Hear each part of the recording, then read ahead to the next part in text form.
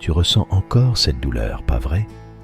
Quelqu'un que tu considérais comme spécial t'a blessé d'une manière que tu pensais impossible. Cette douleur est bien réelle, presque palpable. Dans ces moments, il est facile de se sentir perdu. Mais écoute-moi bien, cette douleur, aussi écrasante soit-elle, ne te définit pas. Le véritable pouvoir ne se trouve pas dans le fait de s'accrocher au passé ou au ressentiment. Il réside dans ce que tu choisis de faire maintenant, avec ce que tu ressens. C'est l'occasion de transformer cette blessure en force, de te reconstruire et surtout de redevenir le maître de ta propre vie. Les stoïciens avaient compris une vérité essentielle. Nous ne contrôlons pas les événements qui nous arrivent, mais nous avons un contrôle total sur la manière dont nous y répondons. Aujourd'hui, nous allons te guider à travers 4 actions qui t'aideront à guérir, à grandir et à avancer vers une version de toi-même plus forte, plus sage et plus libre. Action numéro 1. Lâcher les ressentiments. Imagine que tu portes un sac à dos rempli de pierres. Certaines sont petites, d'autres énormes, et chacune représente un ressentiment ou une douleur du passé. Au début, ce poids semble gérable, mais plus tu avances, plus ce sac devient lourd, inconfortable. À la fin, tu ne te rappelles même plus pourquoi tu le portes. La vraie question, c'est pourquoi continuer? Nous savons ce que tu penses. Lâcher prise, ça a l'air simple en théorie, mais c'est difficile en pratique. Et c'est vrai, la douleur a besoin d'être reconnue, validée. Mais la vérité, c'est que s'accrocher à ces ressentiments ne fait qu'ajouter des pierres à ton sac. Ça ne te rend pas plus fort, juste plus épuisé. Les stoïciens, comme Marc Aurèle, nous rappelaient que la rancune nous maintient prisonniers de ce que nous ne pouvons pas changer. La liberté, elle, se trouve dans l'abandon de cette lutte contre le passé et dans la concentration sur le présent. Lâcher prise, ce n'est pas oublier ou excuser, c'est te libérer. C'est décider que ces ressentiments ne définiront plus ton histoire. Alors, pose ce sac à dos.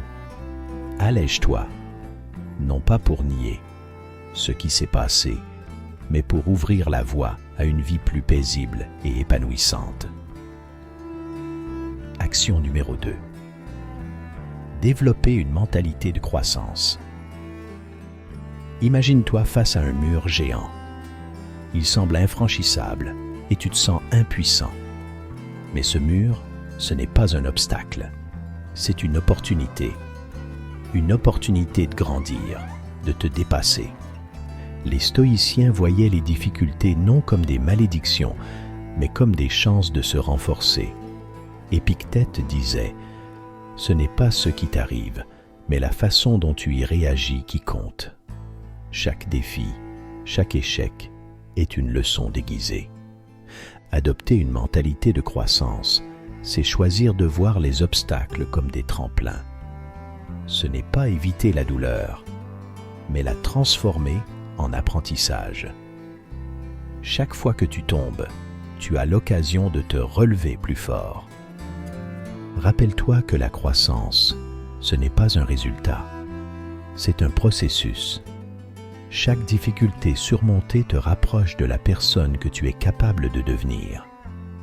Alors, cesse de voir les échecs comme des défaites et commence à les voir comme les fondations de ta transformation. Action numéro 3. Mettre en place une routine d'auto-soin. Ta vie, c'est comme un véhicule. Si tu ne fais pas l'entretien, il finira par tomber en panne.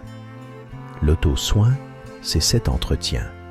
Et il ne s'agit pas seulement de ton corps, mais aussi de ton esprit et de ton équilibre intérieur. Les stoïciens, comme Marc Aurèle, voyaient l'auto-soin comme une nécessité, pas comme un luxe. Prendre soin de toi, c'est te donner les moyens d'affronter les défis de la vie avec force et clarté.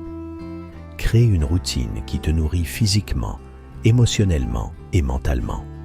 Ça peut être simple. Méditer quelques minutes le matin, bouger ton corps, ou juste prendre le temps de respirer profondément. Apprends aussi à dire non. Non aux engagements qui te drainent. Non aux relations toxiques. Non à tout. Ce qui ne sert pas ton bien-être. Chaque non que tu dis à ceux qui t'épuisent est un oui à toi-même. L'auto-soin, c'est reconnaître que la meilleure ressource que tu as, c'est toi. Et en prenant soin de toi chaque jour, tu te prépares à affronter le monde avec résilience et sérénité. Action numéro 4. Accepter tes imperfections et travailler dessus. Arrêtons de prétendre que nous sommes parfaits. Les imperfections font partie de nous. Elles sont le reflet de nos expériences, de nos erreurs et de nos cicatrices.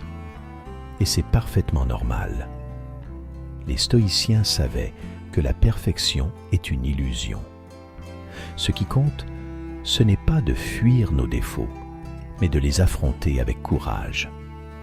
Accepter tes imperfections, ce n'est pas te résigner, c'est reconnaître que ton pouvoir réside dans ce que tu choisis d'en faire. Regretter ou culpabiliser ne change rien. Ce qui compte, c'est ce que tu fais maintenant.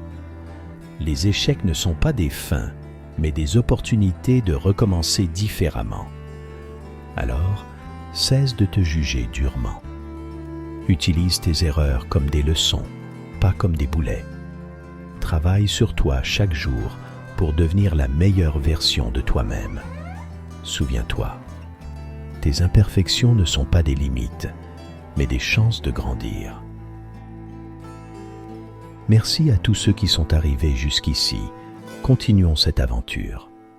Après une rupture, il est facile de se retrouver perdu, abattu ou même immobilisé par la douleur. Mais la réalité est simple. Ce moment difficile peut être le point de départ pour te réinventer, te renforcer et devenir une version plus sage et plus résiliente de toi-même. Premier changement. Redéfinir qui tu es après la rupture. T'es-tu retrouvé à fixer le vide, te demandant qui tu es maintenant? Arrête de te poser cette question. La rupture t'a laissé en miettes, mais cela ne te définit pas. Ne traîne pas l'histoire de la victime encore et encore. La seule personne qui peut redéfinir ta vie, c'est toi. Que vas-tu faire? Rester là à te lamenter? Crois-tu vraiment que cela va t'aider à avancer? Arrête de t'accrocher à l'idée de ce que tu étais avant la rupture. Cette personne n'existe plus. La douleur n'est pas une fin. C'est le début de quelque chose de nouveau. Ce n'est pas le moment de chercher du réconfort dans ce qui a été. C'est le moment de décider qui tu vas être maintenant. Ce qu'on t'a fait ne peut plus définir ton existence. Pourquoi continuer à te laisser détruire par leur absence? Le changement commence quand tu décides que tu ne seras plus le même qu'avant. Ce passé ne te sert plus. Il est temps de te réinventer. Les stoïciens l'ont parfaitement compris. Ce ne sont pas les événements qui nous définissent, mais notre réponse à ces événements. Marc Aurèle disait dans ses méditations que la vie ne concerne pas ce qui t'arrive, mais comment tu réagis à cela. La rupture ne te définit pas. Ta réaction à celle-ci, elle, le fera. Lève-toi une fois pour toutes et prends le contrôle de ta vie. Si tu restes attaché à ce que tu as perdu, tu restes prisonnier d'un passé que tu ne peux plus changer. Il est temps que tu commences à écrire un nouveau chapitre. Es-tu prêt à être plus fort, plus sage, plus indépendant? Si tu continues à t'identifier à la souffrance, tu te refuses le pouvoir de grandir. Chaque jour est une nouvelle opportunité d'être quelqu'un de différent, d'être quelqu'un de meilleur. La rupture t'a appris quelque chose, mais elle t'a donné une leçon que tu ne peux pas ignorer. Vas-tu l'ignorer? Ne reste pas coincé dans ce qui a été. Tu es plus que ça.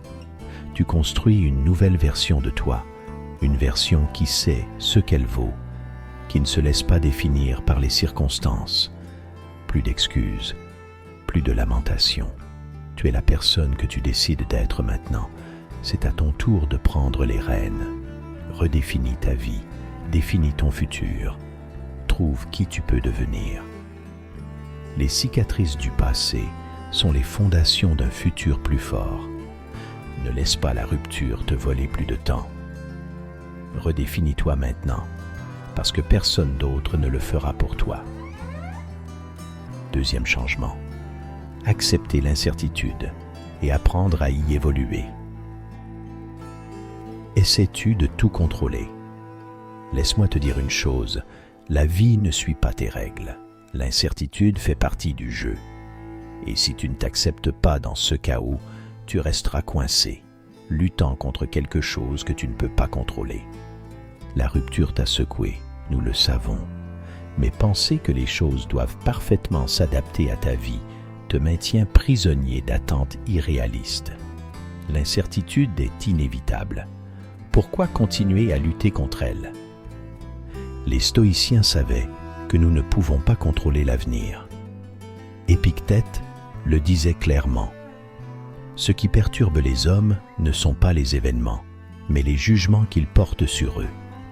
La vie est pleine d'incertitudes, et la seule chose que nous pouvons contrôler est la manière dont nous choisissons de la naviguer. Rester coincé à avoir peur de l'avenir ou essayer de forger un chemin parfait est inutile. La clé n'est pas d'éliminer l'incertitude, mais d'apprendre à évoluer avec elle. Arrête de résister à ce que tu ne peux pas prédire. Tu n'as pas besoin d'avoir toutes les réponses maintenant. Que se passerait-il si, au lieu de lutter contre le courant, tu te laissais porter par lui? L'incertitude n'est pas ton ennemi. C'est ton opportunité d'apprendre, d'adapter et de changer en fonction des circonstances. Accepter que tu ne sais pas ce qui vient te donne une force incroyable parce que tu ne restes pas coincé dans la peur. Tu deviens quelqu'un qui sait que la vie n'est pas faite pour être contrôlée, mais pour être vécue avec flexibilité et ouverture. Ne sois pas prisonnier de l'incertitude. Apprends à évoluer avec elle. À la fin de la journée, le véritable contrôle est celui que tu as sur toi-même et sur la façon dont tu choisis de faire face à l'incertitude. Tu as le pouvoir de transformer ta douleur en force. Tu n'es pas défini par ce qui t'est arrivé, mais par la façon dont tu choisis de réagir. Lâche les ressentiments. Adopte une mentalité de croissance. Prends soin de toi et accepte tes imperfections. La vie est un voyage. Et chaque pas, chaque effort, te rapproche de la personne que tu es destiné à devenir. Alors, prends une grande inspiration, relève la tête et avance. Tu mérites une vie pleine de paix, de force et de liberté. Et ça commence ici, maintenant. Merci d'avoir regardé cette vidéo. Si vous avez tout vu, commentez « Je suis stoïcien » comme notre signe secret, indiquant que vous êtes un véritable apprenant du stoïcisme. N'oubliez pas de vous abonner et de liker la vidéo si elle vous a plu. Rendez-vous dans la prochaine vidéo et rappelez-vous, continuez à cultiver votre esprit stoïque.